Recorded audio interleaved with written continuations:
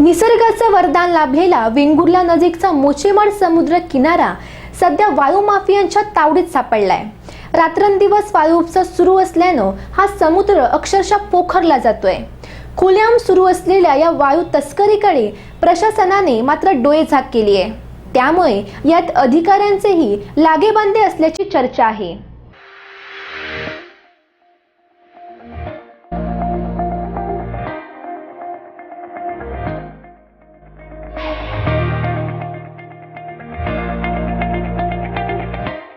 हा आहे वेंगुर्ला जवळचा मोचेमाड समुद्र किनारा। विशाल समुद्र, हिरवीगार झाडी असं निसर्गाचं भरभरून वरदान या परिसराला लाभलंय।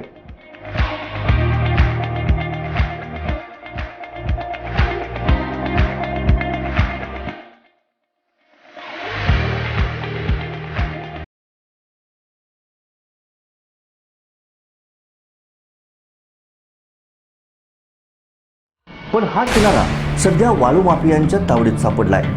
इथं दिवस रात्र होणाऱ्या वाळू उपशामुळे हा समुद्र किनारा अक्षरशः पोखरला जातोय। याचा परिणाम इथल्या निसर्गावर होतोय। अशाच पद्धतीनं बेसुमारपणे वाळू उपसा होत राहिला तर हा किनाराच नष्ट होईल अशी भीती व्यक्त होते।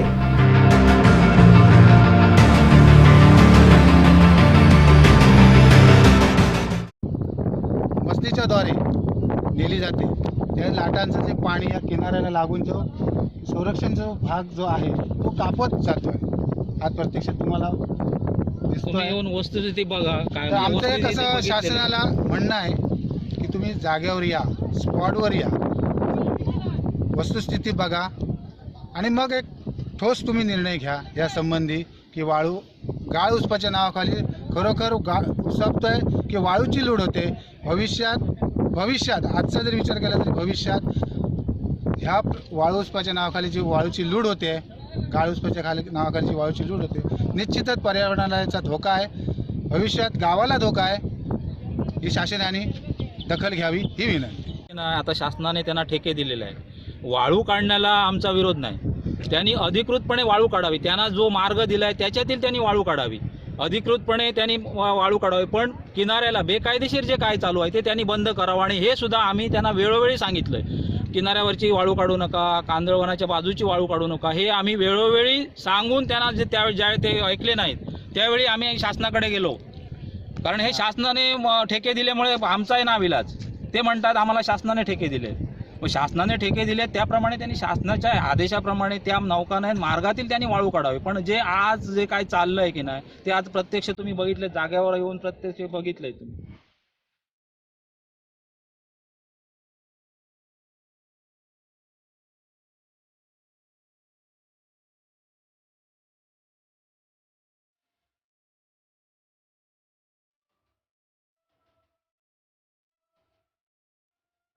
आश्चर्याची बाब म्हणजे इकडे रस्त्यावर वाळूचे डंपर अडवून कारवाई करणाऱ्या महसूल अधिकाऱ्यांना खुलेआम सुरू असलेला हा उपसा दिसत नाही।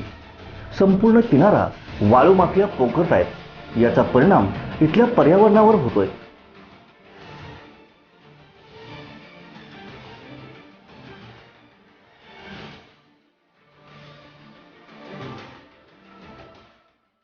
शासनाला आम्ही वेळोवेळी कळवलेलं आहे। दुसरी गोष्ट, हा परिसर जो आहे तो रिडले जातं नावाची जी कासव आहे ते समुद्रकिनारी येतात।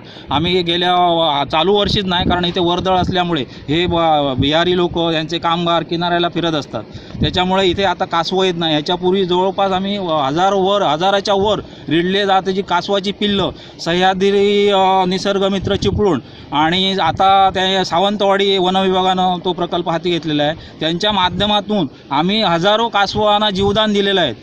रिडले नावाची जी कासव आहेत ते समुद्र किनाऱ्यावर येतात आणि ती अंडी घालून ती अंडी आम्ही ग्रामस्थ जोपासतो। आमच्या इकडचे काही ग्रामस्थ आहेत ते जोपासतात, जवळजवळ 2 महिन्याच्या अधिक त्याची जोपासना करतात आणि पिल्लं बाहेर पडल्यानंतर ती सरकारी अधिकाऱ्यांच्या मार्फत ती सोडली जातात।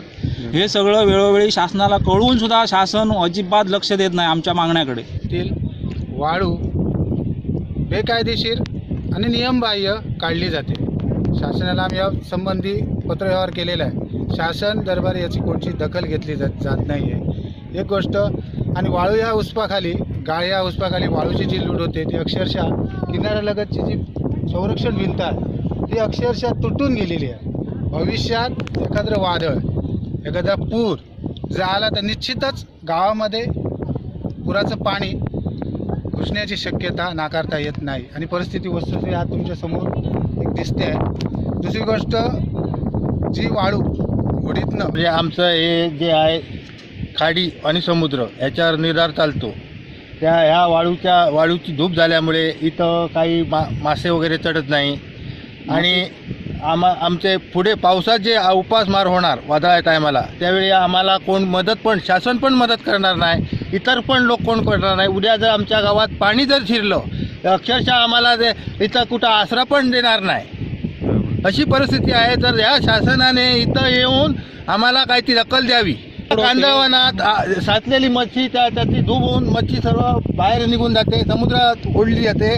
त्यामुळे खाडीतली मच्छीला अंडी घालायला कांदळ हेतू वाळू काढल्यामुळे तिथं हे होत नाही, मच्छी उत्पन्न होत नाही. दुसरी गोष्ट कांदळवनाची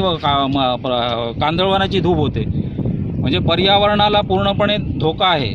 एकीकडे पर्यटनाला कोट्यवधी रुपये खर्च करायचे आणि अशा अवैध वाळू उपशाला पाठीशी घालून समृद्ध समुद्र किनारे भकास बनवायचे, अशा शासनाच्या या दुटप्पी धोरणाबद्दल जोरदार चर्चा सुरू आहे. या बेसुमार वाळू उपशाला सरकारी अधिकाऱ्यांचाही आशीर्वाद असल्याची चर्चा आहे. कोणाकोणाला किती हप्ते पोहोचवले जातात याचीही खुलेआम चर्चा सध्या या परिसरात सुरू आहे. वाळू चालू झाल्यापासून शासनाने इथे मुळीच लक्ष दिला नाही. उलट ह्या वाळू उत्पादनावाल्यांना सपोर्ट देऊन त्यांना तुम्ही बेकायदेशीर वाळू काढा असं सांगितलं आहे, असं आम्हाला समजतं आहे ना. गावातल्या लोकांना, नागरिकांना निवेदन दिलेलं, त्यांना परिस्थितीची कल्पना दिली त्यांनी ठेकेदारांना सांगितलं, तरी पण ठेकेदार ऐकले नाहीत. त्याच्यामुळे त्यांनी त्या वरिष्ठर कारवाई केली. त्यांनी खुद्द तहसीलदार श्री गोसावी साहेबांनी जिल्हाधिकाऱ्यांना कळवलं की अशी वस्तुस्थिती आहे, तरी पण त्या लोकांनी जिल्हाधिकाऱ्यांनी कुठलीही दखल घेतलेली नाहीत. म्हणजे एका महसूलच्या एका जबाबदार व्यक्तीने कळून सुद्धा जिल्हाधिकारी किंवा खनिकर्म विभागाने इथे वस्तुस्थिती काय आहे ती बघितलेली नाही. फक्त प्लॉटवर येतात आणि निघून जातात.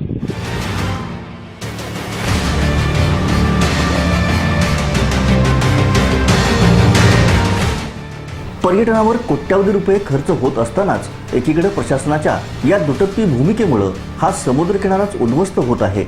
हे बघा, ही परिस्थिती सरळ ही अशी परिस्थिती आहे. हा खड्डा, हे बघा कशी वाळू हे होते ते बघा. हे बघा, हे सगळं आजूबाजूचं तयार होत नाही तिथे वाळू. हे आजूबाजूचं सगळं खणून भाग हे जातो, त्याच्यामुळे समुद्राची धूप होते. हे बघा कसं स्प्रेड झालं इथे. हे बघा ह्या अशा पद्धतीने धूप होते. म्हणून हे बघा, हे आता तुम्ही प्रत्यक्ष बघितलंय. ह्याच्यामुळे हे बघा, हे कसं हे होतंय ते बघा, स्प्रेड होतंय, म्हणजे भाग कसा खणला जातोय ते बघा. त्याच्यामुळे समुद्राची धूप होते, खाडीची धूप होते, कांदळवनही जात आहेत.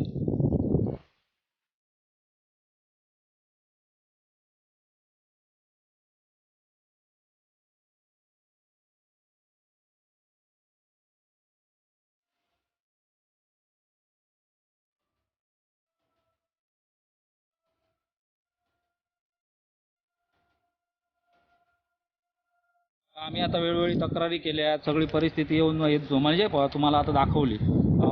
त्याबद्दल शासनाकडे सुद्धा पाठपुरावा केला, पण शासन ह्याच्याबद्दल काही हे घेत नाही. भविष्यात आम्ही आता असं ठरवलंय की मोठे पंचक्रोशीतील सगळे मच्छीमार लोक आम्ही जिल्हाधिकाऱ्यांच्या कार्यालयासमोर आमरण उपोषणास बसणार.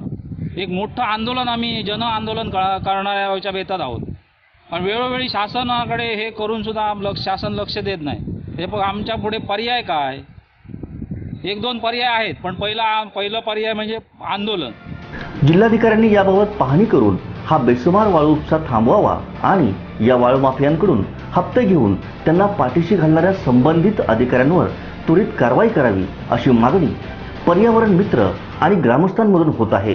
Bureau report, Sindhudurg live.